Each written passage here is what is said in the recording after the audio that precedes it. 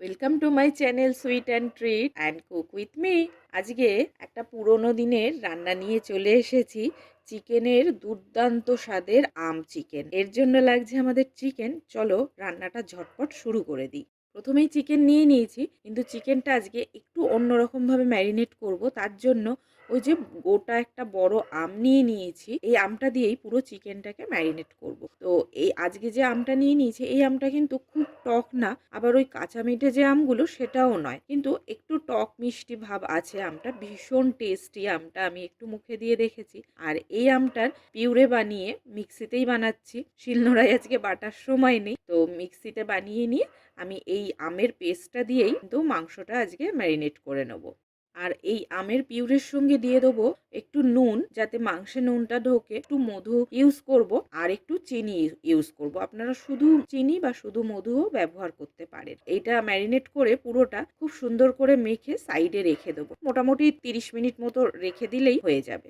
এরপর একটা কড়াই নিয়ে তাতে সর্ষের তেল দিয়ে দেবো। হ্যাঁ, পুরো রান্নাটাই আমি কিন্তু সর্ষের তেলে করব।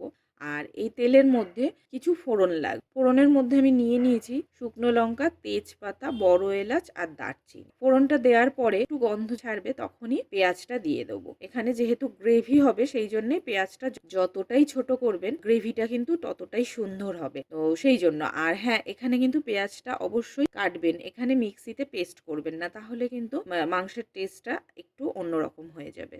আর এই কথা বলতে বলতে পেঁয়াজটা ভাজা হয়ে গেল। পেঁয়াজটা ভাজা হয়ে গেলে এরপরে এখানে দিয়ে দেবো কেটে রাখা টমেটো। তো যেহেতু পেঁয়াজটা ছোট ছোট করে কাটা, সেই জন্য টমেটোটাও কিন্তু অনেকটাই ছোট করে কাটা। আর এর ফলে টমেটোটা ছোট কাটার জন্য কিন্তু তাড়াতাড়ি গলে যাবে। এরপরে একে একে আমি দিয়ে দেবো হলুদ আর নুন, তাতে কালারটা তো বেশ সুন্দর আসবেই, আর ওই পেঁয়াজ আর টমেটোটা কিন্তু তাড়াতাড়ি সেদ্ধ হয়ে যাবে। তারপরে একটু ভাজা ভাজা হয়ে গেলে এর মধ্যে দিয়ে দেবো আদা বাটা, রসুন বাটা। আদা রসুনের পরিমাণটা, আদাটা একটু কম দেবেন, রসুনটা একটু বেশি দেবেন। চিকেনে আমি এইভাবেই ব্যবহার করি আদা রসুন। আদা রসুন দিয়ে নাড়াচাড়া করতে করতে ওই আদা রসুনের কাঁচা গন্ধটা চলে যাবে। এরপরে এতে কিছু গুঁড়ো মশলা লাগবে। তো এই গুঁড়ো মশলাটা আপনারা কিন্তু আগের থেকে একটু জলে গুলে রেখে দিতে পারেন, আবার এমনি ডাইরেক্ট গুঁড়োও দিতে পারেন। তো এখানে গুঁড়ো মশলাগুলোর মধ্যে দিয়ে দেবো ধনে গুঁড়ো, জিরে গুঁড়ো, গোলমরিচের গুঁড়ো, আর দিয়ে দেবো লঙ্কার গুঁড়ো। আপনারা যতটা ঝাল খাবেন ঠিক ততটাই লঙ্কা এখানে দেবেন, কারণ এই চিকেনের টেস্টটা কিন্তু একদমই টক ঝাল মিষ্টি, তো সেইভাবে আপনারা ব্যালেন্স করে মশলাগুলো দিয়ে দেবেন। মশলাটা যদি কষানোর সময় মনে হয় বেশি শুকিয়ে এসছে, তাহলে একটু জল ব্যবহার করে নাড়াচাড়া করতে পারেন, না হলে দিতে হবে না, কারণ ওই মাংস ম্যারিনেট করা আছে, তার মধ্যে কিন্তু ওই আমের পিউরিটার থেকে অনেকটা জল বেরোবে, সেই জন্য আমি আজকে ব্যবহার করলাম না। আপনারা চাইলে একটু জলটা ব্যবহার করতে পারেন। আর দেখুন মশলা সুন্দরভাবে কষানো হয়ে গেছে। এরপরে দিয়ে দেবো ওই যে ম্যারিনেট করা চিকেনটা। আর এরপরে একদমই আর কোনো কাজ নেই, শুধুমাত্র ধীরে ধীরে বারবার নাড়াচাড়া করে দিতে।